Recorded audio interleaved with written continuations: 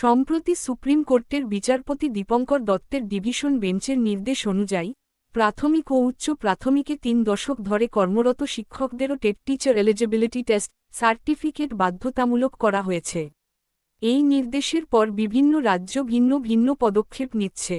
কিছু রাজ্য review petition দায়ের করছে, আবার কোথাও বিশেষ টেটের ব্যবস্থা করা হচ্ছে।